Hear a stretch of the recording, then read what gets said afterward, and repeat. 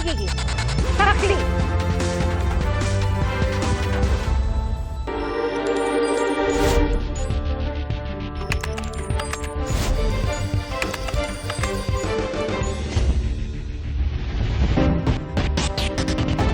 Inungkat ang ilang high-profile na pagpatay noong kampanya kontra droga sa pagpapatuloy ng Confirmation of Charges hearing ni dating Pangulong Rodrigo Duterte para sa kasong Crimes Against Humanity sa ICC. At kasama po sa mga ebidensyang idinetalya ng prosekusyon ang memo para sa Oplan Double Barrel ng PNP. Ngayon din ang naging papel umano ng mga co-perpetrator ng dating Pangulo sa drug war. Saksi, si Marie Zumali. Hindi pa rin dumalo si dating Pangulong Rodrigo Duterte sa ikalawang araw ng kanyang confirmation of charges sa The Hague, Netherlands. Pero itinuloy ng prosekusyon ang submission on merits o pagpresenta ng mga basehan kung bakit dapat matuloy sa paglilitis ang mga asunto laban kay Duterte na crimes against humanity. Inilatag ni trial lawyer Edward Jeremy ang sa count 2 at 3 na sakop ang halos 60 pagpatay at tangkang pagpatay mula 2016 hanggang 2018 sa administrasyon ni Duterte. Tinukoy ng prosekusyon ang memo ni Nooy PNP Chief Bato de la Rosa na Oplan Double Barrel para i-neutralize ang mga kriminal na ayon sa isang witness ay nangangahulugang patayin. Tinawag na high-value targets ang 14 sa mga biktima dahil sa pagkakasangkot umano sa drug manufacturing o mga drug syndicates. Naroon daw sila sa isang listahan na tinawag na PRRD list at marami raw sa mga nasa listahan napatay. This list was used by the police in their operations. And if you are in the list, you will be the subject of police operations. And most of the time, the people on the list are killed. So basically, the PRRD list is a dead list. And Mr. Duterte publicly paraded this PRRD list on multiple occasions. Sabi ng prosekusyon, may patagong reward system o pabuya para sa mga pulis sa kada mapapatay nilang high-value target. Kasama raw dito ang pangako ni Duterte na poprotektahan niya ang mga pulis at militar na magsasagawa ng pagpatay. For as long as there is that power to pardon sa konstitusyon, yan ang weapon ko against crime. Magmasakir kayo ng 100, di ba, 100 din kayo, jadi pardon lahat Restored to full political and civil rights, plus a promotion to both. Kasama sa mga pinaslang sina dating Albuera Leyte Mayor Rolando Espinosa Sr. at Raul Yap na pinatay habang nasa kustudiya ng Leyte sa Provincial Jail sa Baybay City, Leyte. Yung mayor ng Albuera, mabuti nakaabot siya doon kay Bato na pinahanap ko, shoot on sight, parang aso. Ang tingin ko talaga sa inyo, parang aso. According to the PNP's official narrative of this incident, there was a shootout between Espinosa and Yap and officers who attempted to serve search warrants on them while in prison. By contrast, the evidence demonstrates, as set out in paragraphs 107 to 110 of our brief, that these men were murdered in their prison cells in a coordinated operation involving various state agents. CCTV was disabled, guns were planted in their cells, rewards were paid. And as we see on the slide now on our screens, tab 48 of our list of materials, both Mr. Espinosa and Mr. Yap were included in the PRRD list. Marami rin daw sa mga pinaslang ay lower-level alleged criminals sa tinawag na barangay clearance operations. Sa ilalim ng count 3, tinukoy ang 43 murder at 3 attempted murder sa pagitan ng July 2016 at September 2018. Ang nakababahala, meron ditong mga menor de edad, gaya ni Kian de los Santos at 2 iba pa. During 2018, on 2 separate occasions, the police detained a child aged around 14 or 15 years old. On each occasion, the police wrapped the child's head in packing tape so no one could hear them scream, and then strangled the child to death with wire. It's difficult to imagine a more terrifying end to two lives that had barely even begun. And these murdered children were then sold to funeral homes, who profited from their bodies, as explained in paragraphs 142 and 150 of our brief. Your Honours, dead children, police ensuring that funeral homes made money. Mr. Duterte indeed was not joking. Ipinakita rin si Duterte nang magsalita siya sa Tondo, Maynila noong 2016 kung saan inutusan niya umano ang mga tao na pumatay. Kung anak niya, ikaw ang pumatay. Kung anak niyang adik, kayo ang pumatay para hindi masyado masakit. This is the President of the Philippines, the Commander-in-Chief, the most powerful man in the Philippines. He's pointing directly at the crowd and he is telling them to kill someone else's child. Kill them not because they are an alleged drug lord, not even an alleged criminal, but simply because they may have an addiction to drugs. Sa ikalawang sesyon, inilatag ni trial lawyer Robin Croft kung bakit pasok ang mga ibinibintang kay Duterte sa crimes against humanity. Una, dahil may pag-atake sa mga sibilyan sa Pilipinas. Ikalawa, dahil malawakan at sistematiko ang mga pagpatay. At ikatlo, ay dahil alinsunod ito sa pulisiyang ipinatupad sa buong bansa. This witness said that they personally killed hundreds of people. They described their job as the DDS, with the DDS as being, quote, just to kill small criminals, petty criminals. Out of the almost 300 people that I have killed, I never actually got to kill a drug lord. This expert analysed data relating to armed encounters between the PMP and supposedly armed suspects. He compared data from before Mr. Duterte's presidency to during.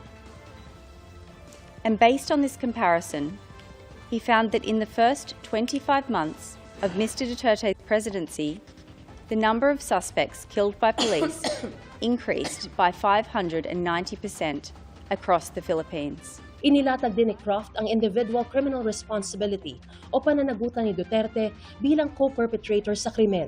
Una, dahil pumayag siya sa isang common plan sa pag-neutralize sa umano'y mga kriminal. Ikalawa, dahil sa pag-control nila ng mga co-perpetrators sa isang network of power sa buong bansa. Ikatlo, ang kanyang essential contribution sa mga krimen alinsunod sa tinukoy na formula. At ikaapat, na ginawa niya ito na may requisite intent. As PMP chief, Mr. De La Rosa now controlled some 180,000 police officers, who, as you have heard, he directed to neutralize drug personalities. Mr. La Peña now controlled 1,800 Philippine drug enforcement personnel. They used these subordinates as physical perpetrators to commit the crimes. Mr. Aguirre, as Secretary of Justice, now had control of the National Prosecution Service. He used this control to ensure that, except for a handful of low-level perpetrators in notorious cases, the crimes were not prosecuted, and a climate of impunity prevailed. A low-level police perpetrator during the presidential period was asked about the impact Mr. Duterte's public speeches had on his team, including when deciding to kill someone. He responded, quote, "It did have an effect on me, because it's like I was saying to myself, well, even the president, he himself is ready to do something like this, and who am I?" Without Mr. Duterte's essential contribution, the crimes in this case would not have been committed, or they would have been committed in a significantly different way. Para sa GMA Integrated News, ako si Mariz Umali ang inyong saksi. Alamin po natin ang latest mula sa pagharap ng mga common legal representative para sa mga biktima sa confirmation of charges hearing ni dating Pangulong Rodrigo Duterte sa ICC. At saksi live, si Mariz Umali. Mariz. Yes, Pia, bago mag-alas 3 nga ng hapon oras dito sa The Hague at bago mag-alas 10 naman dyan sa Pilipinas ay nag-adjourn na o sinuspindi na muna pansamantala yung sesyon para sa araw na ito. Ito yung second day ng confirmation of charges hearing dito sa ICC para pa rin sa kinakaharap na kaso ni dating Pangulong Rodrigo Duterte. At sa ikalawang sesyon ay actually, third session na ito on the second day ang nagpatuloy sa pagbibigay ng pahayag o ng kanyang talumpati dun sa submission on merits si Paulina Maceda, ang Principal Counsel ng Office of Public Counsel for Victims. Sa paglalahad ni Maceda, binigyan diin niya na ang kanilang paninindigan ay para sa mga pamilyang hindi nakarating sa pagdinig na ito. Aniya, ang mga nasawi ay hindi lamang mga numero o statistics, kundi mga taong may pangalan, pamilya at buhay na nawasak. Tinawag ni Maceda ang drug war bilang isang policy against poverty na animoy nakatuon sa pinakamahihirap at pinaka-vulnerable sector ng lipunan na naiipit sa gitna ng operasyon. Iginiit pa niya na ipinakita ng administrasyon ni Duterte ang issue bilang isang parusang pagpapatupad ng batas sa halip na tugunan ang mas malalim na suliranin tulad ng hindi pagkakapantay-pantay sa lipunan. At para sa prosekusyon, ito ay isang malawak at sistematikong pag-atake na nakatuon sa maraming mga sibilyan. Binanggit din ni Maceda ang iba't ibang ulat ng mga international at local na organisasyon. Ayon sa ulat ng Human Rights Watch noong 2022, umaabot sa 6,200 na iulat na nasawi, samantala sa ulat ng UNHCR noong 2020, tinatayang nasa 8,663 ang bilang ng mga namatay. Gate naman ng Commission on Human Rights ng Pilipinas na maaaring doble o triple pa aktual na bilang kumpara sa tala ng United Nations. Lumutang din sa mga testimonya ng mga biktima at kanilang mga kaanak ang mga paratang na matitinding paglabag sa karapatang pantao, kabilang ang torture, malupit at di makataong pagtrato, panggagahasa, pagbubugbog, pagsampal, electrocution at mga banta sa buhay. Sa kabuuan, iginiit ng prosekusyon na ang mga ebidensyang ito ay nagtuturo sa pagkakaroon ng isang organisado at malawakang patakaran na nagresulta sa libu-libong pagkamatay at malubhang paglabag sa karapatang pantao. Samantala, Pia, ang huling bahagi nung third session na ito ay nagsalita naman si Attorney Gilbert Andres bilang bahagi pa rin ng Common Legal Representative of Victims. At sinabi nga niya na Mr. Duterte's drug war campaign targeted the very humanity of the people. At kumbaga inalisan daw ng dignidad ang mga tao. At sinabi rin niya na dun sa mga operasyon na ipinatupad para mas makuha o masawata di umano yung mga involved sa drug war ay nilagyan daw o pinlantahan ng mga ebidensya ng illegal drugs at mga paltic guns yung mga biktima at sinabing sila raw ay nanlaban. At sa huli ay nagdulot daw talaga ito ng matinding trauma sa buhay ng mga pamilya ng mga biktimang ito. At nabanggit din kanina na yung mga bata na nabibilang sa mga nasawi dito sa mga operasyon na ito ay collateral damage daw ayon kay dating Pangulong Rodrigo Duterte. So sa huli ay talagang sa mga ebidensyang kanilang ipinakita, pinatutunayan nila na may sufficient grounds para tumulak sa isang trial proper, full-blown trial, itong mga counts 2 and 3 ng crimes against humanity na kung saan ito yung mga kinakaharap nga ni dating Pangulong Rodrigo Duterte. So, nagtapos na ang prosekusyon at ang CLRV sa submission on merits. Tomorrow ay nakasuspend muna ang hearing dahil bahagi ng mga adjustments nga na ginawa para kay dating Pangulong Rodrigo Duterte. 4 na araw lamang gaganapin yung mga hearings. So magre-resume na ulit, Pia, ang hearing sa darating na Thursday kung saan ang depensa naman nakatakdang magsumite ng kanilang mga merits o ebidensya. At yan muna ang pinakasariwang balita mula pa rin dito sa Media Center ng International Criminal Court. Ako po si Mariz Umali para sa Saksi. Pia?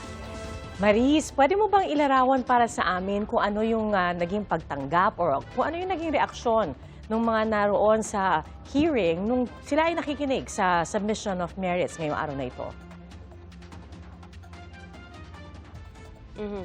Pia, ang pinaka-evident dun sa mga reaksyon na ito ay nanggaling mismo sa mga pamilya ng mga biktima. No? Kasi of course, may mga nakikita tayo na ilang mga individuals na nanonood na napapailing. Pero yung talagang kitang-kita mo yung emosyon, manggagaling mismo doon sa mga pamilya ng mga biktima na talagang naluha at naging emosyonal habang pinapakinggan nila. Dahil kumbaga bumalik ulit sa kanilang alaala. Bagamat hindi naman nila talaga makakalimutan yung nangyari sa kanilang mga kaanak dito sa war on drugs na ito.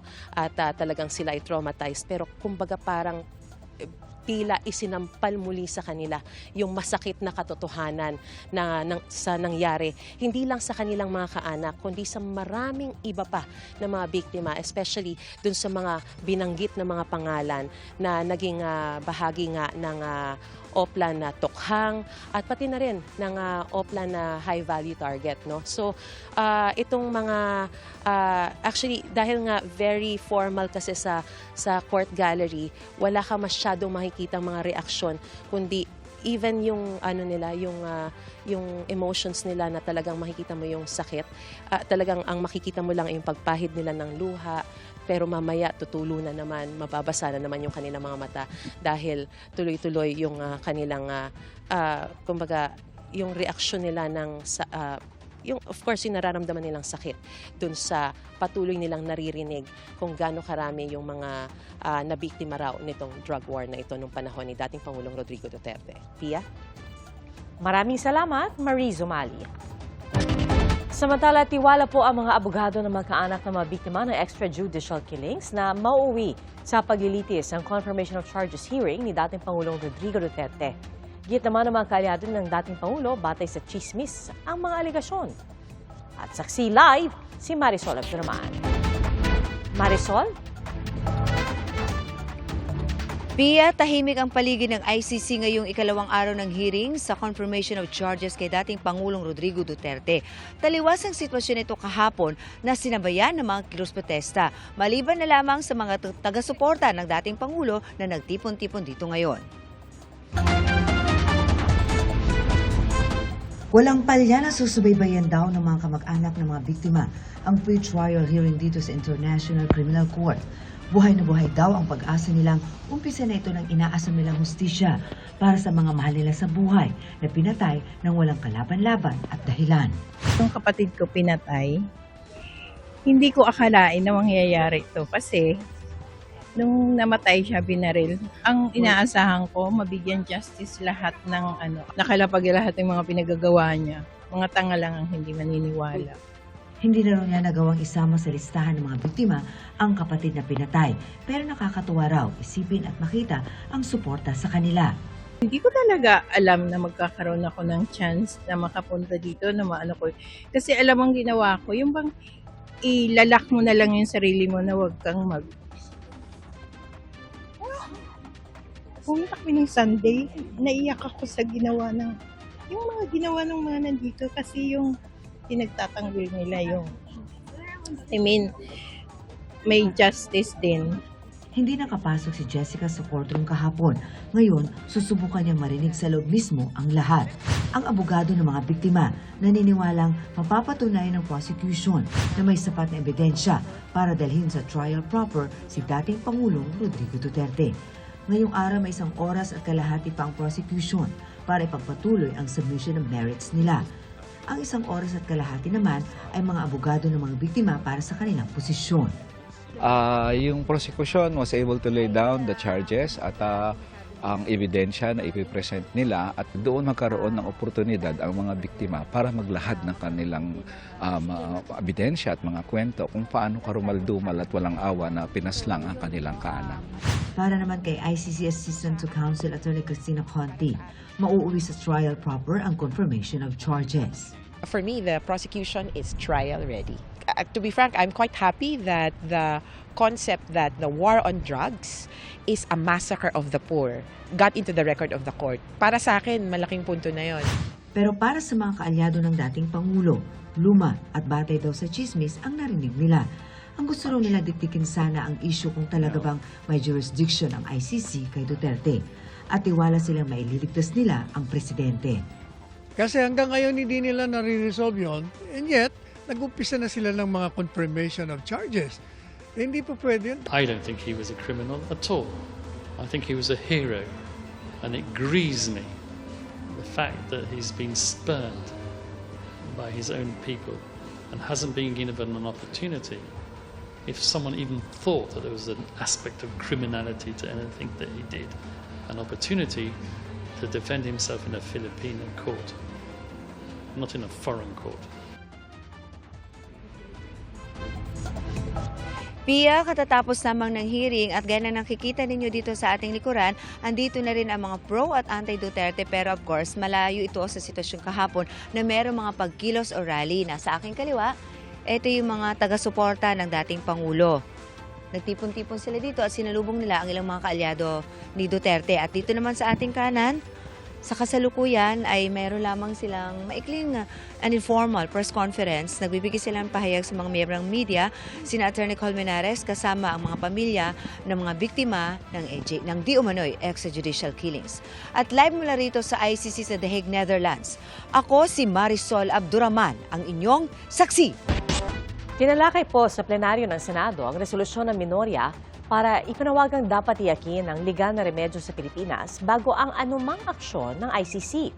At kabilang po sa naglahad ng suporta si Senator Bongo na kasama sa pinanglanang co-perpetrator umano ni dating Pangulong Rodrigo Duterte. Saksi si Jonathan Andal.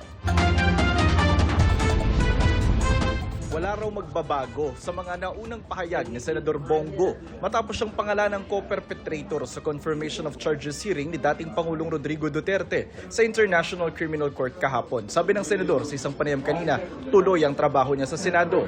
Same statement po ako. Same statement. Sorry na. Yung ano yung sinabi ko noon, ganun pa rin. Pero antayin na lang natin matapos yung confirmation. Trabaho muna tayo. Unahin muna natin trabaho. Sir, wala na how are you feeling po?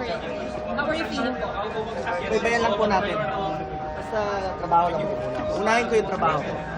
Nabanggit ang alegasyon sa presentasyon ng prosekusyon kaugnay sa basihan ng unang count ng crimes against humanity of murder laban sa dating Pangulo. Sakop dito ang 9 na insidente ng pagpatay sa pagitan ng 2013 at 2016 noong panahon na mayor pa ng Davao City si Duterte. Noong panahong ito, 19 ang patay kabilang ang 3 bata. Of course, Mr. Duterte did not commit these crimes alone. I'll talk about just a few of them now, just to introduce them. First, if we go to the slide, thank you. Ronald Bato de la Rosa, who was a chief of the Davao City Police Office, or DCPO, from 2012 to 2013. Next. Vicente Danao, another police chief in Davao during the period. Next. Christopher Bongo, who was Mr. Duterte's aide, special assistant, an important advisor from 1998 to 2016 for the Davao period and then continued later in the presidency. Mr. Dante Guiaran, regional director of the National Bureau of Investigation. And finally, Italiano Aguirre, who is a lawyer for Mr. Duterte and for some of the DDS members during the mayoral period. Sinisikap naming makuha ang panig ng mga binanggit sa confirmation of charges hearing. Dati nang sinabi ni Go na walang basihan ang anyay one-sided at di patas na alegasyon laban sa kanya kaugnay sa drug war.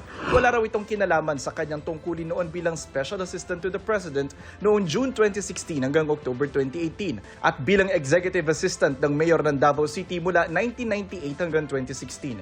Gate naman ni dating Justice Secretary Vitaliano Aguirre II, bagamat naging abogado nga siya ni Duterte at ng mga hinihinalang miyembro ng Davao Death Squad noong 2009, ginagawa lang daw niya ang kanyang trabaho bilang abogado. Itinanggi niyang nasangkot siya sa EJK. Si De La Rosa naman di pa nagpapakita sa Senado mula noong Nobyembre. Noong nakaraang linggo, naghain ng minorya sa Senado ng resolusyon para protektahan ang mga Pilipino laban sa anilay extraordinary rendition. Binanggit ang pagsuko umano sa dating Pangulo sa ICC nang di raw nakakadulog sa judicial system ng Pilipinas. At ang posibilidad na malagay rin sa ganitong sitwasyon ng mga tinukoy ng ICC prosecutors bilang co-perpetrator ng dating Pangulo. Sa resolusyon, nakasaad na dapat tiyakin ang legal na remedyo sa Pilipinas bago ang anumang aksyon ng ICC. Inisponsor ni Senador Rodante Marcoleta ang resolusyon sa plenaryo ng Senado kanina. Bakit po bigla na lamang nakukunin halimbawa ang isang mamamayan natin nang hindi natin ginagawa ang katungkulan sa ilalim ng batas na ginawa natin? Republic Act 9851 has not been repealed so far, Mr. President. It is active. Bakit hindi po ginagamit ito? Nabanggit din niya ang posibleng banta umano sa dalawang kasamahan nilang senador dahil sa aksyon ng ICC. Nagayag din ng suporta ang ilang kapwa-senator. Ang isa rito ay hindi nakapagsasagawa ng kanyang tungkulin sapagkat may dalang takot po dahil magsasagawa ng extrajudicial rendition ang isang korte na kung saan ang kanyang jurisdiction ay hindi na po natin kinikilala, Mr. President.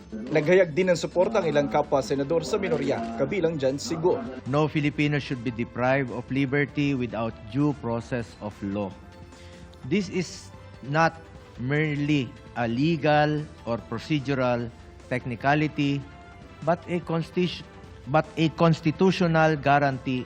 Para sa GMA Integrated News, ako si Jonathan Andal, ang inyong saksi. May mensahe si Vice President Sara Duterte kaugnay sa pagkikita kamakailan ni Pangulong Bongbong Marcos sa dating Vice President Leni Robredo sa Naga City at sa Malacanang. I don't know kung nalaman mo na nagkita si BBM at si Mayor Leni last Saturday sa Naga. And kahapon, doon na naman sa Malacanang, kumita na naman sila. So, ano na reaction mo dito?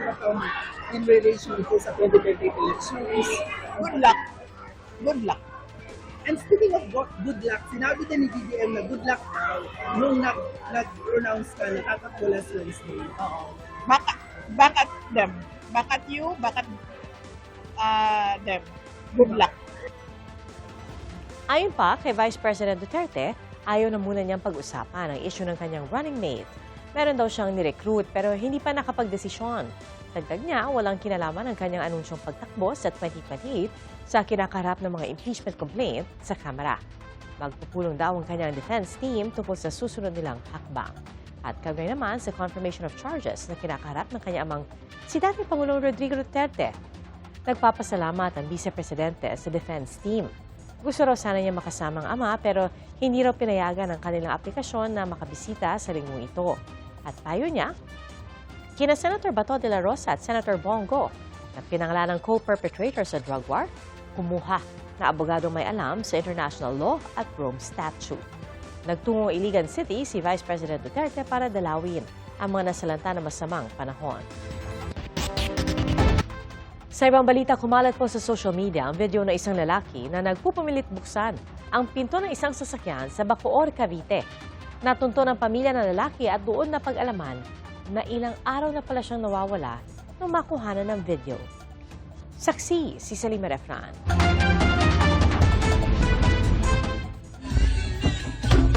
Sa viral video na ito nakuha sa Bacoor Boulevard sa Cavite, isang lalaki ang nagpupumilit magbukas ng sasakyan ng babaeng uploader. Bumusina at hinampas pa ng uploader ang bintana para itaboy ang lalaki. Pero hindi natinag ang lalaki at lalo pang nagpursige na buksan ang pinto ng sasakyan. Hanggang sa napasigaw at umarangkada na lang ang uploader. Pero ang lalaki, makikitang pilit pang hinahabol ang sasakyan. Nakarating na sa Bacoor LGU ang insidente at pinaiimbestigahan na ni Mayor Strike Revilla. Siya po ay problema po sa pag-iisip. Siya po ay right now sabi po ng pamilya at sabi po ni Colonel Desamito, hepe po ng Police Bacoor, siya po ngayon ay nasa mental hospital na. Pinapuntahan ko po agad sa sa police natin, fortunately. Di talaga namin matagpuan yung lalaki. So, sabi ko, nagduda na ako, kontakin nyo yung family, baka nahanap na nila. So yun, tama yung hinala ko na nahanap na nga po nila sa Cavite City. Ayon sa kapatid ng lalaki, agad daw nilang pinuntahan ng kapatid sa Cavite City Police Station. Doon nila nakita at nakumpirma na siya nga ang nawawala nilang kapatid na may diferensya sa pag-iisip. Kwento pa ng kapatid, halos 5 araw nang nawawala ang kanyang kapatid. Hinanap nila at nag-post ng missing person sa social media. Naghahanap na po kami noong February 18, hanap na po kami ng hanap. Tapos may nakarating po kaming Tagaytay, 13 Martires. Nandun na po siya sa Mandaluyong. Dinala po namin. Nung kunuha namin sa Cavite City, Humingi din siya ng sorry sa may-ari ng sasakyan na binuksan ng kapatid at nag-viral sa video sa social media. Para sa GMA Integrated News, Sanima Rafran, ang inyong saksi.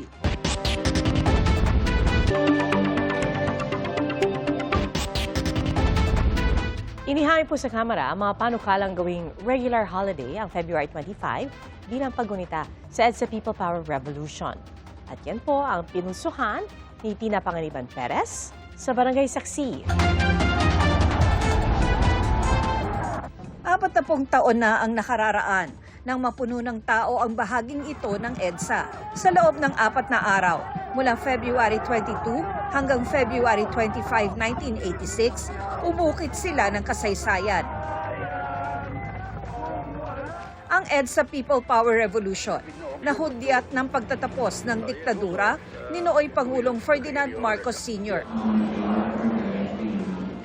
Ngayong bisperas ng paggunita sa People Power, isang misa ang idinaos sa EDSA Shrine. Sana yung mga nakakatanda sa amin ay huwag kaligtaan na iulit, sabihin din sa mga kabataan na hindi nakita ang EDSA na kung kami ay tatawid bukas, sana itawid namin ang magandang diwa ng pagiging kapwa. Kasabay ng pagunita sa EDSA, pangungunahan bukas ng civil society groups ang Trillion Peso March 3 laban sa katiwalian at sa mga political dynasty. Nag-abiso na ang lokal na pamahalaan ng Quezon City na magbabagal ang trapiko sa paligid ng People Power Monument. Isasara naman ang White Plains Avenue simula alas 6 ng umaga. Ilang eskwelahan at lokal na pamahalaan ang nagdeklara ng walang pasok bilang pag-alala. Pero ang Malacanang, hindi yan idineklarang holiday para sa buong bansa. Noong 2024 pa ito hindi isinama sa listahan ng mga holiday. At mula noong 2025 ay idineklara namang special working day. Kaya ngayong ika-40 anibersaryo ng EDSA, ilang mambabatas ang naghain ng panukala para ideklarang regular national holiday ang February 25. Pabor dito ang ilang kapuso natin online. Mahalaga raw na ipaalala sa mga kabataan ang kahalagahan ng people power at demokrasya. Naging inspirasyon pangaraw para sa ibang bansa ang nasaksihan sa Pilipinas noong people power. Komento naman ng isa pa, punto ito sa kasaysayan ng bansa na maipagmamalaki ng mga Pilipino kahit saang dako ng mundo. Sabi naman ng isang netizen, sang-ayon siya para maidagdag sahod. Sabi ng palasyo, pag-aaralan ng Pangulo ang mga panukala. Para sa GMA Integrated News, ako si Tina Panganiban Perez, ang inyong saksi. Isang dekada matapos ng tinaguriang Fight of the Century, kasado na ang inaabangang rematch ng mga boxing legend na sina Manny Pacquiao at Floyd Mayweather Jr. Inanunsyo po yan kanina ni Pacquiao sa handover ceremony ng kanyang memorabilia sa National Sports Museum. Nanalo via unanimous decision si Mayweather noong 2015.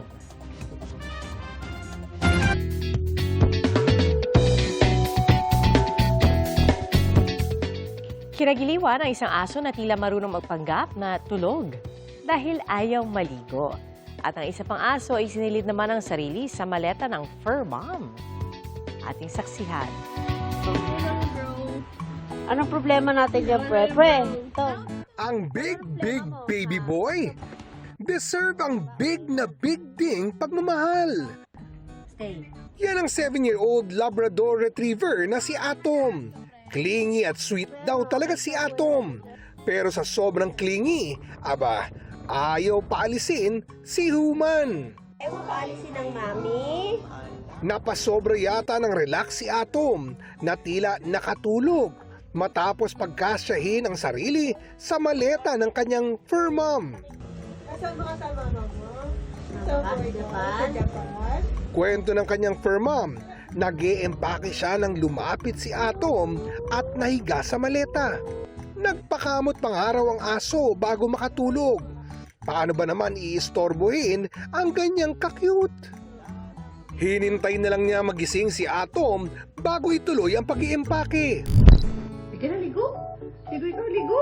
Tulog is life din ang drama ng fur baby na si Luisa. Pero tulog-tulugan lang pala yan. Maligo ikaw, maligo. Kwento ng kanyang fur parent, ganyan talaga ang drama ni Luisa kapag oras ng maligo. Umaabot pa hanggang bakuran ang pakiusapan nilang mag-amo. Ligo. Doon sa likod ng ligo. Maligo. Hanggang sa tuluyang nakalabas si Luisa sa gate. Nakalayas. Ay, maligo.